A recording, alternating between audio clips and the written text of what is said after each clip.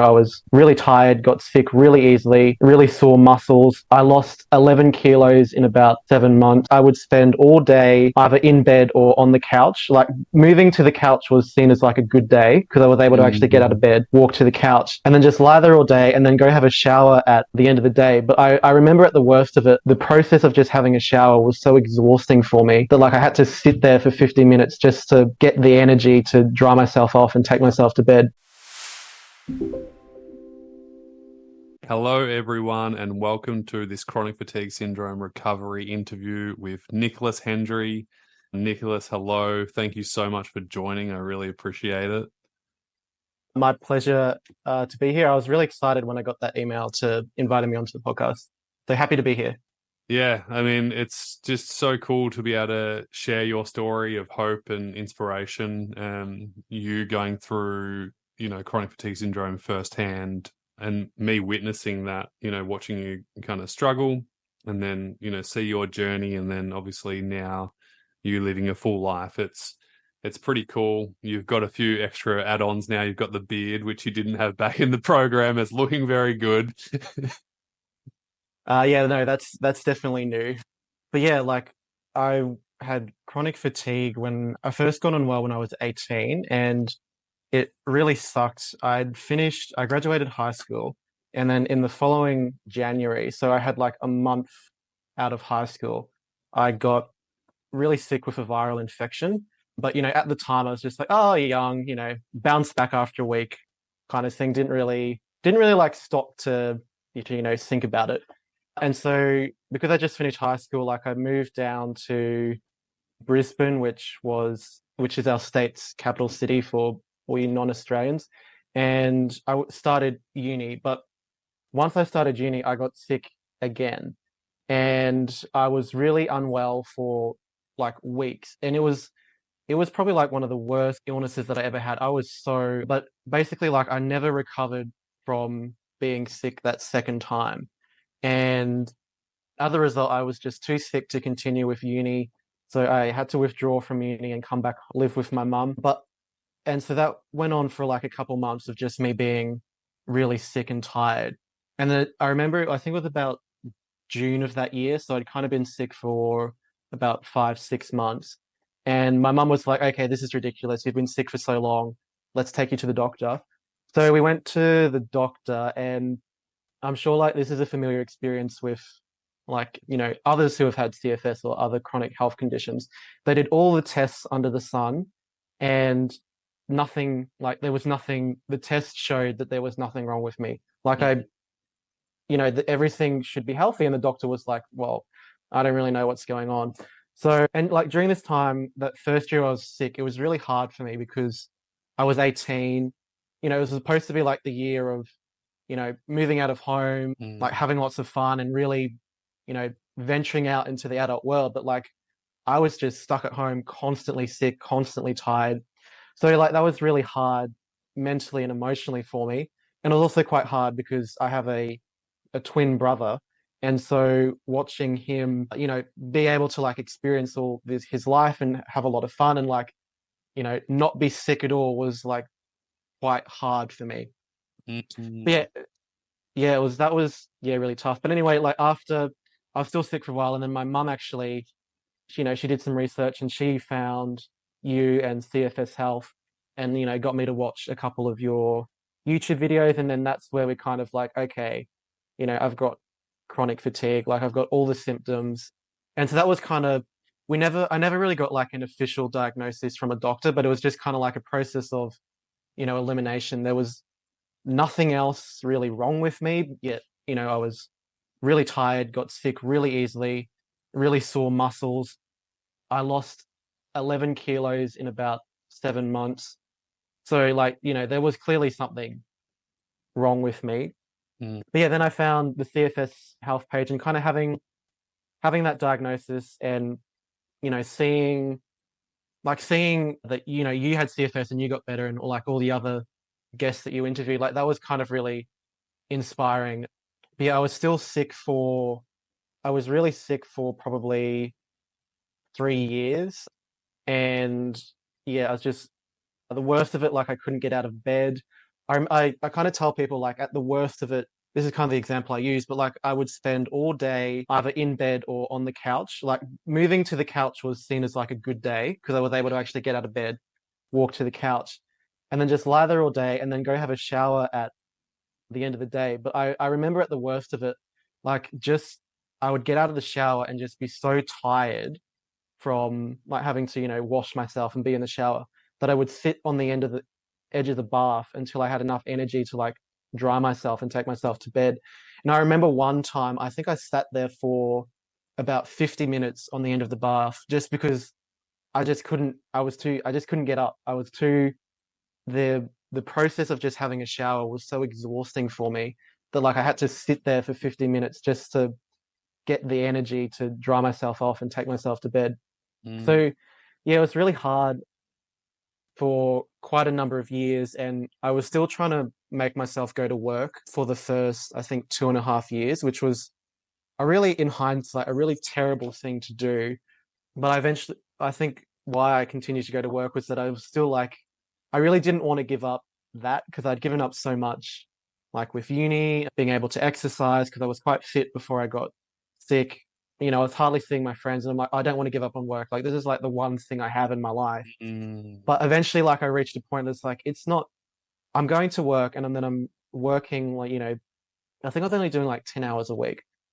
I was doing like 10 hours a week, and then like every 2 weeks, I would just be crashing because that was still too much for me. And so then I'd have to take like 3 weeks of work, and then I'd go back to work for 2 weeks and then crash and then take 3 weeks off work.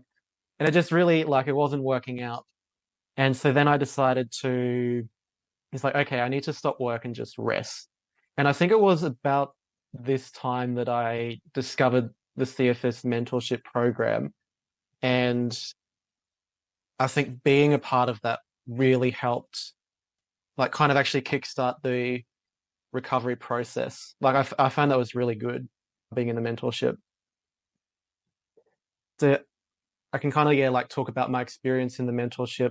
Well, Um, before we do that, you've summarized it really well. Like, I didn't realize you had a twin brother who, like, that would have been tough, I reckon. it, Like, yeah, it was yeah, quite hard. And like, yeah, and he not didn't his, mean to, no, not his fault. uh, yeah, exactly. But it's just like, it's hard to just like watch him go and just, go out and do things and like get a job. And then he went to uni. And then I'm just sitting at home and be like, I've just been watching movies all day. Or like on a really good day, I would be like, okay, I played Xbox for 2 hours and that was a good day. And that was really hard because like, he was still living it for a little bit when I first got sick. And I'm like, okay. And then, him coming home and me seeing like what he did with the day, I'm like, cool, I can't do that. Mm. Yeah. So that was really tough. Did you suffer things like brain fog as well? Like you mentioned. Oh yeah, the brain fog was really bad, particularly in that first year. Like, oh, it was really bad. I was just forgetting. I just could I just could not think. And I remember one time I had to pick up my mum from the mechanic because she dropped her car off at the mechanic. And this is like the family mechanic. We'd been going to him for years. So, I knew how to get there. But I just remember when I was driving there, I just could not for the life of me remember how to get to the mechanic's place. Mm. And I was just kind of like, I think it's this direction.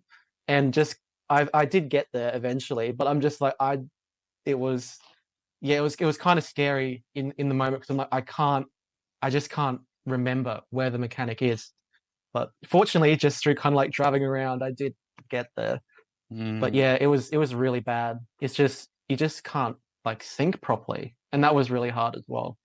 Yeah, so it wasn't just the physical symptoms, but you had those cognitive issues too. Yeah, yep, yep, yep. So yeah, you kind of went around in circles for a bit. It sounds like you typical kind of doctor experience. Not to Yeah, yep, not to yep, bash doctors because there's some great ones out there, but it's very common that and you met so many other members throughout the process too. But yep, so common that most members kind of have that experience of like, yeah, sorry, there's nothing we can do. Good luck. yep. Yeah, Just exactly. And that was pretty much my experience as well. Which at the time it can be like really disheartening because you're like, oh, great. Like, what am I supposed to do then? totally. Like how is there anything I can do to get better? So that's really, yeah, really hard. It's horrible, you know. Mm, It's one of the reasons why CFS Health started in the first place, is just for yeah, that to not happen anymore.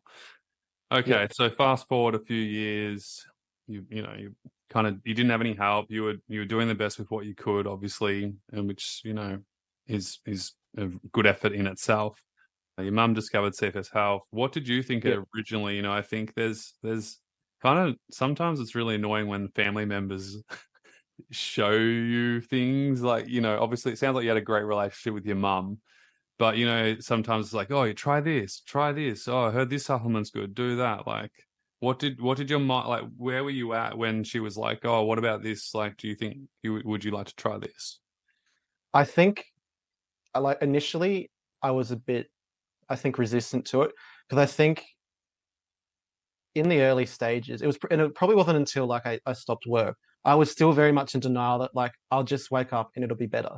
Mm, So I'm very much like, oh, I don't really need to try this. I don't really need to do this. But I did find just being able to see like you and hear you share your experience of going through it and recovering. I think that that was very like inspiring because it's like I knew then, okay, like I can get better, like I can do it. But yeah, I think initially I was very, resistant to kind of try anything different and really try and get yeah. help. And again, I think it's just part of, I was 18 when I first got sick and, trying to be like independent, be like, I don't need help. I don't need help. Mm, But yeah, eventually, as I said, after I think it was about 2.5 years of being sick, I kind of realized like, okay, I need to actually do something about this. yeah, because I was gonna say, I feel like when you joined, you were ready. Your attitude, Oh, yeah, your yeah, attitude was just yeah, so brilliant. It's been years since we've caught up. It's been years since you did the program. But I just even remember back then when you joined, like, I just remember you introducing yourself and just like you were always so present and active and always asking questions to the members and to the coaches. And you were just always curious. And it was just really impressive to see like a young guy like yourself do that, because yeah. yeah, but like, yeah, so I guess you answered that question really of like, you just got to the point where it's like, all right, something needs to change and I need to be part of that change. Yeah, exactly. And I think actually Gemma, who is she still the mindset Yeah, yeah, coach? resident Yeah, head, yeah. Anyway, one of our head coaches. oh, Yeah, all right. wonderful. Yeah, yeah. Yep. I think she said something. It's like I can't remember like the exact saying, but it's like people only change when they have, they've suffered enough and they want to change. And I think that that was kind of where I was at. Like I had really stubbornly for like 2.5 years refused to, kind of admit that I needed help and kind of refused to, accept that, things needed to change. But as I said, like it eventually got to the point where I was like taking so much time off work that it wasn't doing me any favors being there. And I just like that was kind of like the last thing that I was hanging on to for like a normal life. And I think once that was gone, I kind of just like realized like, okay, I don't want to be like this anymore. Like I've suffered enough. I've kind of lost everything pretty much. And then I was like, okay, like I'm ready. But it took a lot of work to get to that stage. And I think, and I'm sure like a lot of other people who have had chronic fatigue and other health issues can kind of relate to this, but particularly in the first year, I was very depressed about the situation. Mm, And I think in that state, like I was not kind of ready to receive help. But yeah, I think once I kind of like suffered enough and kind of worked through some of the mental stuff that was going on, I was like, okay, I need to get help. I want to get help. I'm ready. I'm ready to do, whatever it takes to get better. So I think, yeah, I was definitely, really in the right mindset when the mentorship came along. yeah. I think it definitely, yeah, it came at the right time for sure. I agree. You were just ready to make changes, but it sounds like it was a lead up until that point to Yeah, get there. All right, cool. So yeah, you joined the mentorship program, you're kind of ready, you've been through hell and back basically, and the yeah. isolation and loneliness. What was it like? I want to talk about, I'd love to just kind of break down some things that you found most helpful, like not the program, but the actual like what you applied for the program. So we might talk about your baseline, and whatever comes up, love to hear about it. Mm. I think that'll be really helpful. But Yeah, what was it like when you joined and all of a sudden you were surrounded by like a bunch of other people who just supported and encouraged and cheerleaded yeah, on? yeah. I think that was really great. I think like that alone is worth like joining the mentorship because having chronic fatigue and having other, chronic illnesses, it is very isolating. And I found that I was living with my mum. She was very supportive and she did a lot for me. But Shout out to mum. uh, yeah, exactly. Shout out to mum. But she wasn't living through it, and she Mm, hadn't had any serious health problems before. So she could never really understand like the struggle and how hard it is. And being in that mentorship where people was like, I've had the same experience, like I've struggled with, anxiety, I've struggled with baselines, I've struggled with whatever it is. Like that was really, really good. It just made me feel less alone. And I knew that what I was struggling with, what I was going through, everyone else there had experienced the same thing. And it was really good to not really have to like explain yourself too much, to just know that everyone understood what you were going through. Like that was really great. And a lot of I think we did coaching calls twice a week. They were just really good. Like the learning that we did with Toby and Gemma was good. That was helpful.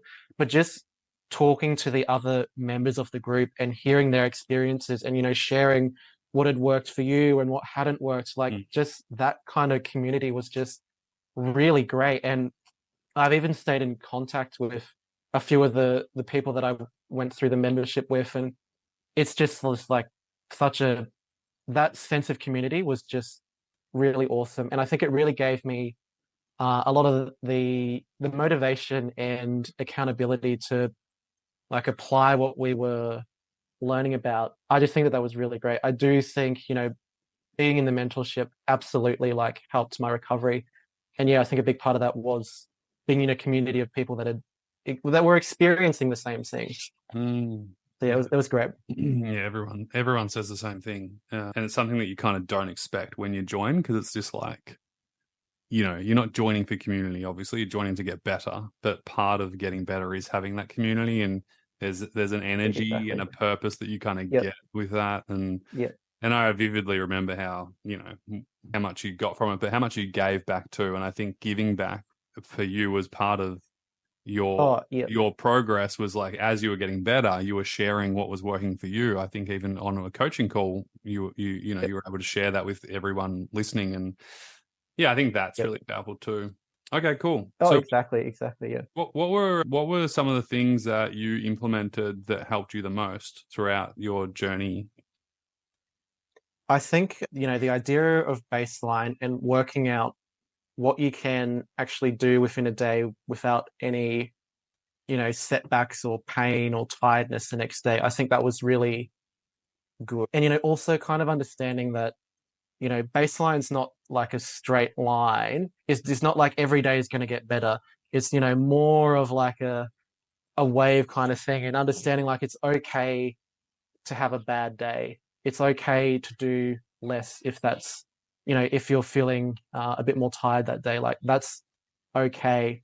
And I also think for me, like what I really got out of it was a lot of like the mindset stuff that we went through with Gemma, I think was really, really useful. And I think one thing from that mindset section that stuck with me was, again, like I can't remember the exact phrasing Gemma used, but the idea is that like often how we react to things in the present is it's not so much like what's happening in the present. Like if we get angry about something, it may not necessarily be like what's happening to us in the present, but it's like we're Mm. being angry about things that have happened in the past that we haven't maybe resolved. And yeah, I remember now another thing that Gemma said is like what story are you telling yourself about this reaction? So like when you are feeling anxious, like why are you feeling anxious? Like what are you telling about yourself? Like Mm. I struggled a lot with perfectionism and like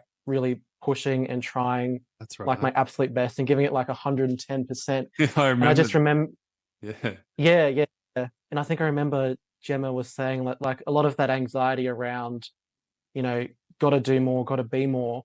Like I was telling myself that like the subconsciously what I was telling myself was like I'm not good enough, Mm. and or like the succeed is doing 100%, and kind of realizing that I kind of realized, like a lot of, yeah, a lot of like this anxiety and anger that was kind of like a default reaction. I realized like, oh, there's other stuff going on, and just realizing that it makes you can kind of like take a step back from that anger and be like, oh, I'm not really angry at this situation. And I found that that was really helpful. And I think since being part of the mentorship, I definitely have become a lot less like emotionally reactive to things. And I think learning about your emotional reactions and your mindset is kind of I guess like a side benefit of, recovering from CFS, because I think recovering from CFS and really doing that work, I think as part of that, you kind of have to unpack like, why did I end up where I did?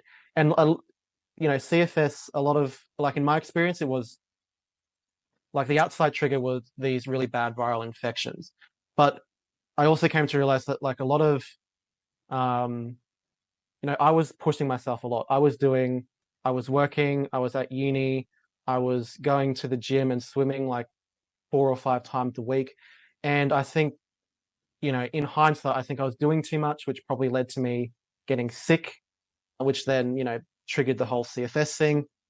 And yeah, I think taking that time to kind of work out, your behaviors and your thought patterns, which may have contributed to you getting sick in the first place, I think was really helpful. And I think that dealing with those like mental, emotional things really helped with my recovery.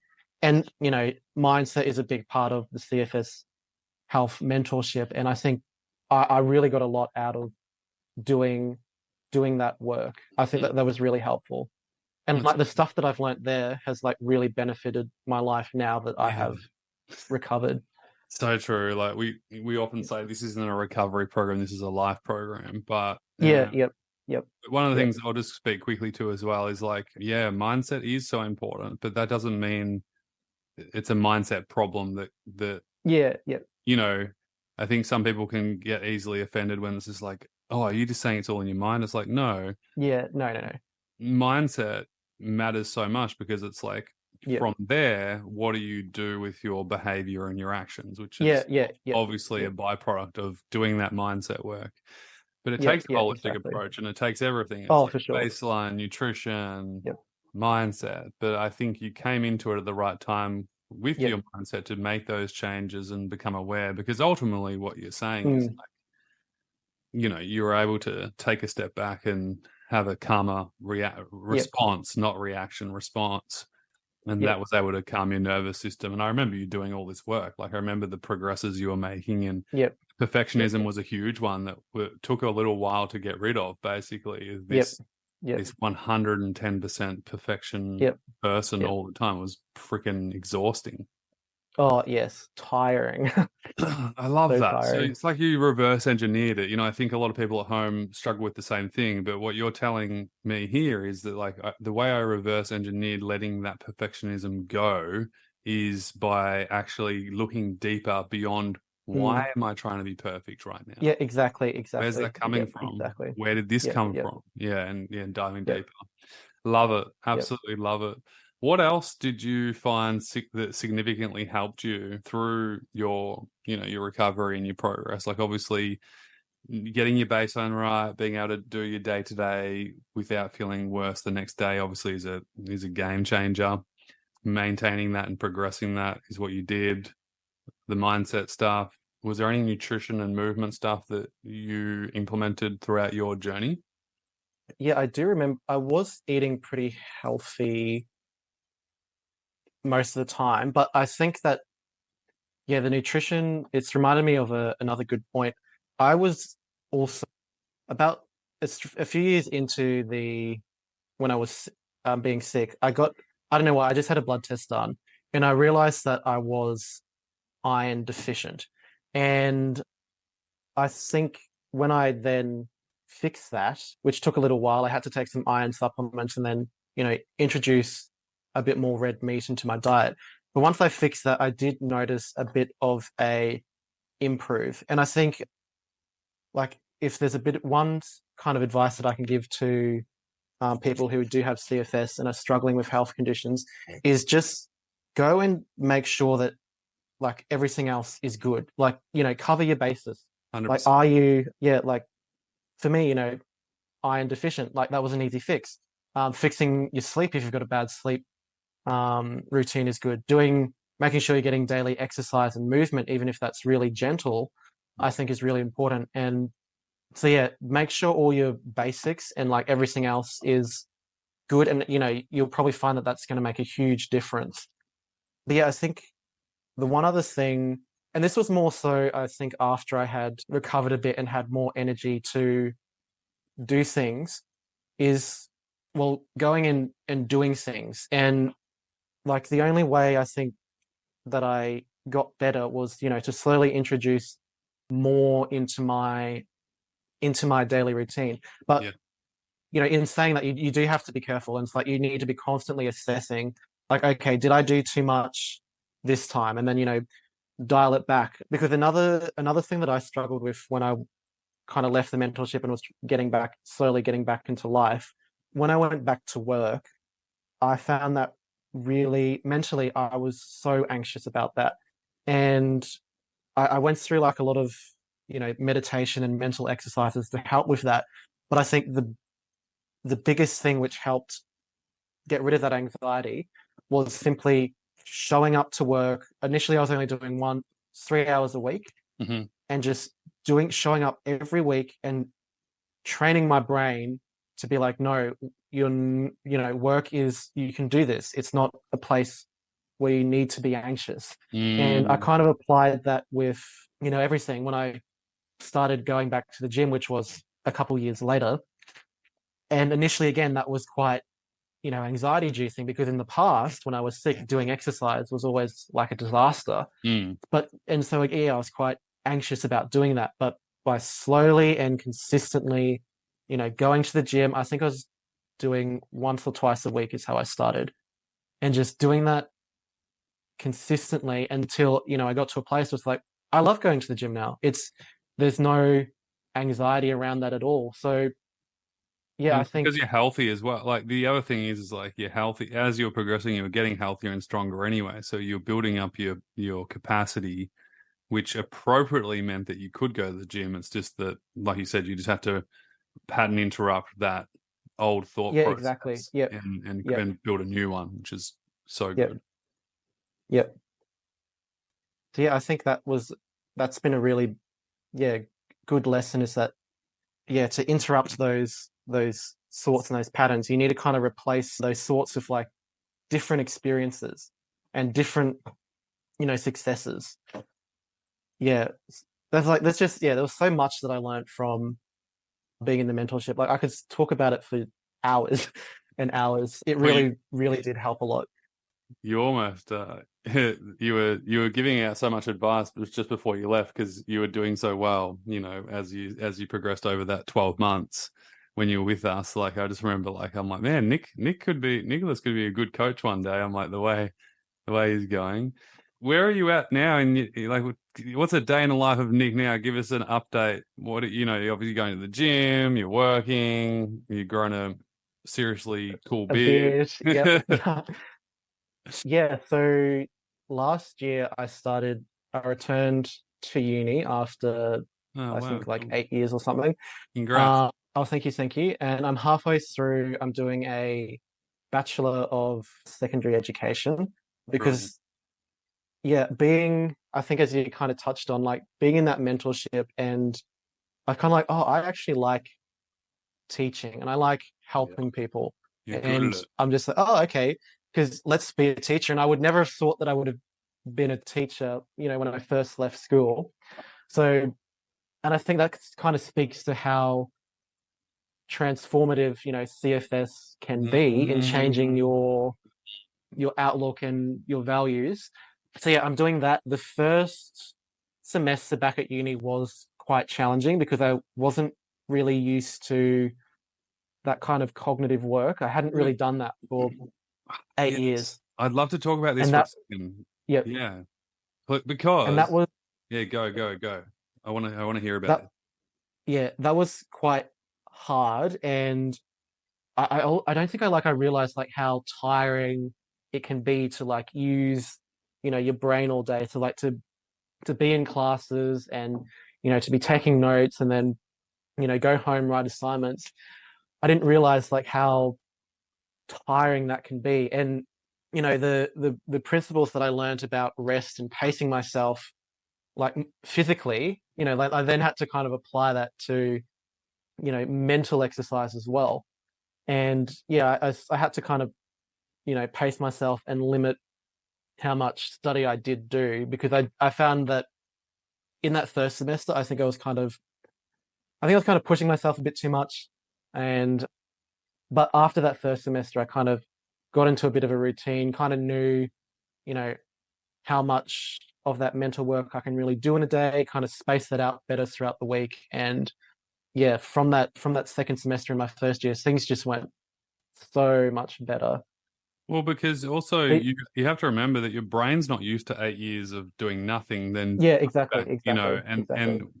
this is what I like to talk about because integrating back into life, what's one of the hard things is to distinguish whether or not this is normal tired or inappropriate Yep, tiredness. yep, And we've yep, spoken about this, and there's trainings inside the hub on this, yep. but for the general population, it can be hard to distinguish. But Yeah, what you yes, don't realize is probably every other student in those classrooms were feeling the same thing. It's just like, oh my yeah, god, yep, my head's so tired, like yep, just concentrated for 6 hours or whatever it is, 4 hours of lectures, and then I've got to do an assessment. yep, Like that is normal daily tiredness where you're not used to that cognitive load. Anyone who hasn't done yep, any training or learning for a while, it's just like, oh, I'm back in the classroom again.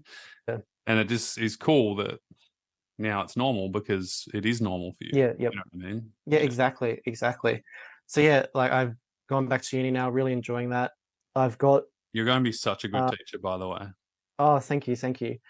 What else? Oh, I got two because I was working at Woolworths and IGA, like grocery stores, and but then I actually got two positions at the uni where Yeah, I'm cool. working at, and they're definitely like I guess more challenging jobs than working at a grocery store, and that's been really great. One of the jobs I've got is being a student ambassador for the uni, so actually going into schools and talking to high school kids, and like I absolutely love that. That's so rewarding, and yeah, that's been really good. So yeah, working as well as studying, going back to the gym. That, as I said, that was really hard when I first went back to the gym. Probably for about 6 months, it was like I would just come back and I'd just be so tired. But after that period, I actually began to notice like, hang on, I'm not getting as tired. I'm not getting as puffed at the end of this. I'm not coming home feeling exhausted. And that's been absolutely great because I was really fit before I got sick and I missed exercise. I miss running around. I miss going to the gym. I miss swimming. Mm, And now being able to do that a couple times a week is just really great. And mm. there was even a point I was actually riding my bike to uni for a while as well, which was really awesome. And like again, when I was unwell, it's like I could never imagine, riding my bike half an hour. Like that'd just be impossible, you know? So that's been really good. And like doing that on top of, going to uni for a full day Mm, mm. was really great. And then I think the other big thing, no, this year, start of this year, I went to Japan for 3 weeks to visit my brother who was overseas studying. And this was the first like really big holiday that I had in like 8 or 9 years. First time overseas for like 12 years or something. Mm. And it was kind of like the first big trip that I was doing. I did meet up with my brother about halfway through, but like the big kind of the first independent trip and like the first trip that I done, doing by myself, planned by myself. paid for by myself. And like that was really exciting and it was so good. Like I did so much in Japan, like spending all day going out, traveling, seeing the attractions. My brother and I went to the snow for a week. We did a whole heap of things in the snow, like tobogganing. We did dog sledding. Oh my God, that sounds so Like it fun. was, Wait, so but what? yeah, Dogs are on it the was front of the great. toboggan? Yeah, yep. And No, we had to steer it. It was kind of like no a way. skateboard or a surfboard. You just lean around the corners, Oh and my that was serious. God. Yeah, I think that was the best thing we did in Japan. It was so much fun. Oh my God, I'm definitely doing that. That sounds so fun. Yeah. Oh, I would definitely recommend it. It's just, yeah, a lot of fun. And the dogs, they just go. There is a What? brake on the sled, and if you want to stop, you really have to like stand on it. You can't like be half on the brake. Like you got to be fully on the brake. Where did you do 'Cause that? they're Just just just in pulling. case other people want to go do this, and I certainly do. Where is this? It was on the Northern Island of Japan, Hokkaido. I can't remember the exact name of the town. I think I'll get it off you later. a That sounds rush. so good. Yeah, yeah. I can find that out later. Yeah, cool. Yeah, it was so much fun, such a good experience. I did I did get sick like on the third day I was there, but I think it was just kind of like a travel flu. Mm.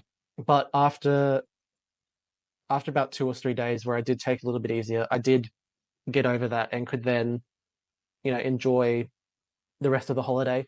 But again, like if you told me like 5 or 6 years ago that I would have, gone to Japan for 3 weeks and did all that I did, I just would not believe you. Like I'd be like, no way. So that was really great. And at the moment, because the uni semester's over, I'm basically working full time in my other role at the uni, working in student services and like student support. And like I do 4 or 5, like 8 or 9 hour shifts a week. And again, like if you had told myself that I would be able to do that, 5 or 6 years ago, like there'd be no way. 5 or 6 years ago, I was struggling to do 3 hours at Woolworths. Mm. And, to be where I am now, it's just great. Like I can, I think like the difference is like now I can do basically what I want to in a day without having to worry like, oh, am I going to be crashing tomorrow? Am I going to be too tired to do this other thing that I have to do later in the week? I don't think about that at all, which is just it's very freeing. It's like really empowering to know that yeah, like I can go and do things, which has just been really great. So yeah, from like being, in chronic pain, sleeping for like 14, 16 hours a day, barely being able to get out of bed, sitting on the edge of the bath for 50 minutes after I had a shower, to, Mm. working full time. I actually am also doing a exchange program with the uni to Canada for a couple of weeks in January, which is really awesome. I'm really looking forward to that. I get to go play around in the snow for a few weeks and to just do all that with like no fear, no anxiety about, my health is just like the best thing ever and like a complete, turnaround from where I was 6 or 8 years ago. And I think it was funny. I think I mentioned in the email that I replied to when you invited me to do this podcast, I think I said when like what I really wanted my life when I was sick, I wanted to go back to uni. I wanted to be able to work. I wanted to do travel. Oh, and the other thing as well, since I've been better now, I've been able to actually, you know, go on dates and meet people. And I've met my current partner now. And I think I said in my emails, like, though I wanted to go back to uni, be able to work, travel, and find a partner. And I'm like, I've done that. I've got there, and that's really, it's a good feeling to be able to say that and to realize that like I've come so far and achieved all those things is absolutely amazing. You have, and you deserve it. You know, it's not like this was a walk in the park. Oh God, no. You've worked enormously hard for this, you know, and it's not none of it's luck, man. Like you know, I just remember when we worked together, like you were so consistent. Like your Yep. middle name was consistency. Even when it was hard though, you know what I mean? Like even when it was like you didn't feel like it, you didn't want to come to a coaching call, you didn't want to show up, you still did. And yeah, you deserve it, Nick, big time. Oh, thank you, thank you. Well, I Um, think, yeah, like your mentorship program and those early videos that I watched, I think they definitely set me up, on the right path and in the right direction. So, you know, thank you for that. yeah, my pleasure. It's always a pleasure to see people, you know, change their reality. Two questions before we wrap this up, and thank you again for coming on. Like this is just pure gold. I think so many people are gonna or are resonating with this. Number one, there's a bunch of people sitting here right now going, "Oh, I've been thinking about joining the mentorship." They're like, "Oh, should I? Should I not?" Or maybe they just joined, but they're still a bit like worried. Is it going to work? What would your advice be to those people? I'd take the plunge. Like I can understand it, it might be scary to make that commitment and try, something new, but serious, I really got a lot out of it. And I think as we were talking about earlier, the sense of community that you get from being in a group with people who are experiencing the same things, or like your coaches Toby and Gemma who have experienced it and recovered. So many I more think that coaches is now as well since you uh, left. There's heaps more. oh wow, that's And that's same thing, awesome. like Like they've all been through it, and yeah. yeah, like that's being a part of that group is just the best thing, and having those weekly coaching calls is, I think that's what kept me inspired and motivated to, continue making progress and, as Toby said, be consistent. I think having that accountability was really great. And, you get access to all the other, modules and learning activities that Toby's made. And yeah, it's just it's gold. It's really useful. And so yeah, I could not speak highly enough about the mentorship. So if you're thinking about it, definitely join it. You won't regret it. Hmm. Lastly, program aside, it's kind of irrelevant. At the end of the day, what's most important is people have hope. People Mm, have, you know, inspiration, and whether someone does a program or not doesn't matter. What does matter is people, yep. you know, start improving their life. What Mm. if you could depart one bit of wisdom today to people who are sitting there just like, yeah, just struggling? What would that be? I think it would be like have faith that it can get better. If you're willing to do the work, and it is hard work. There will be setbacks. Dealing with like the mindset and the mental side can be quite, challenging to confront these beliefs and behaviors that you've maybe had for years and years, or like your whole life. Like that can be hard. And Mm. I don't deny that it will probably be one of the hardest things you ever do in your life, but it is so worth it to get through that, because the other side is so much better. And I think I kind of touched on this a little bit earlier, but I think the person that I am now compared to the person that I was before I got sick, I think I'm a completely different person. And I think that I am a better person because of, doing all this work and self improvement has made me a better person. So I think, yeah, know it can get better. Know that it will probably make you a better person to do the work. And yeah, I think, everyone deserves to be able to live, a life that's meaningful for them. And, I think, yeah, doing this work, getting involved, like that's just, yeah, keep in mind where you want to be and like what kind of life you want to have. And, you will get there if you stay consistent, stay hopeful, you know, you can do it. So good. I've missed you. It's been awesome to catch up. It's been years, and like I said, you know, I never forgot how awesome you were in the mentorship. You're always giving sage advice and sharing all your wisdom, and I'm so excited for you and your future too. You know, like this is, I know, I mean, you've just accomplished all your goals, but um, yeah, I'm excited to see where you go and the people that you impact in your world as well. You're creating a Yeah. big ripple effect too. So, thanks Oh, so much for jumping on, Nicholas. Freaking all good. awesome. I was so excited to be a part of this. So yeah, Yeah. I'm glad it's been good. It's so good, man. All right, we'll catch up soon. Have a great time in Canada, and I'll be in touch about the dog sledding thing in Japan because Oh, that's like yes, fun. yes. Oh, it was so good. So good. So good. Thanks so All much, right. man. Speak to you soon. No worries. Okay. Thank Bye you, for now. Toby. Bye. All right. Bye. Hey, I hope this video was really helpful for you. If you haven't already, please hit the like button and feel free to leave a comment. What was your takeaway, your insight from today's video? It's really helpful to actually write your learnings down. We seem to embed it better and it seems to help us move forwards with life.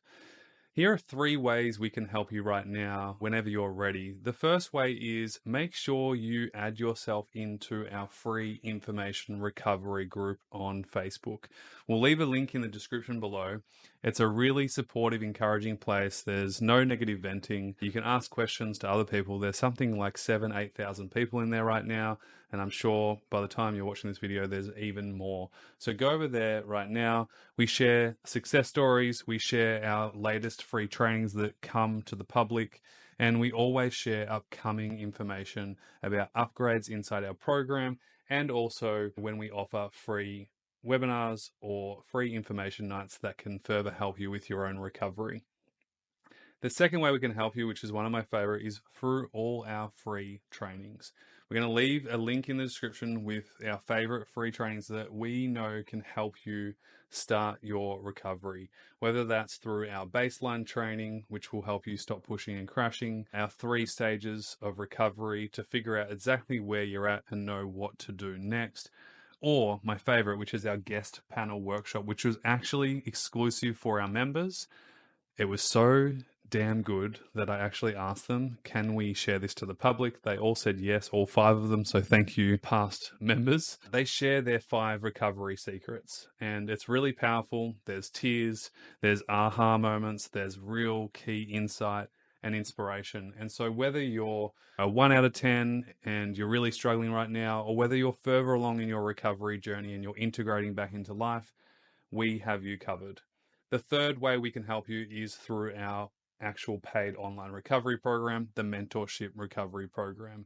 And if you are interested in getting proper help, a holistic comprehensive plan, professional coaching from the best coaches in the world, whether that's with mindset, movement, nutrition, restorative movement, reconditioning, integrating back into life, integrative medicine, baseline, structure, routine, accountability, all things health and life. Feel free to apply for the program today. All you need to do is click on the form, cfshealth.com/form, fill out the short 2 to 3 minute form application, and the team will be in touch with all the details that you need to know about the program via email. So make sure you check your spam folder for all the free trainings. If you've sent through an application, please be patient. My team are real people, okay? They're not robots. So if we don't get back to you within seconds or hours, it's okay. We will get back to you. If you don't hear from the team within 2 to 3 days, that means that it's basically gone to spam or junk and it's gone missing. So please send a follow-up email to the team at info@cfshealth.com. If you have any questions, go check it out. But I would highly recommend adding yourself into the free group right now. Go click on that link in the description. Go download all the free trainings. Honestly, the whole reason why this whole thing started is because when I went through this myself, it was so painful and so excruciating that I didn't want anyone else to have to go through it. And some of these free trainings are so damn valuable. Back then, I would have paid thousands of dollars for. We've had so many comments and emails and posts saying, oh my God, the baseline training was a game changer for me. Toby, I've been doing this now for 3 months and I'm feeling so much better. My symptoms are decreasing. I've got more stamina. I've got more energy. I'm able to do more things. So, whether you're learning from us and consuming our content through our free format, I'm so stoked. Whether that's in our paid program, I don't really care. Either way, all I want to make sure is that you are moving forwards. You are starting to really implement this work. And that's really what it's all about. Once we implement, we make change and we start to move forwards. Sending you a ton of love. Of course, feel free to consume as much of the YouTube videos as you like. There's so many really, really great ones, new and old. Sending you a ton of love, and speak to you very, very soon. All the best for now.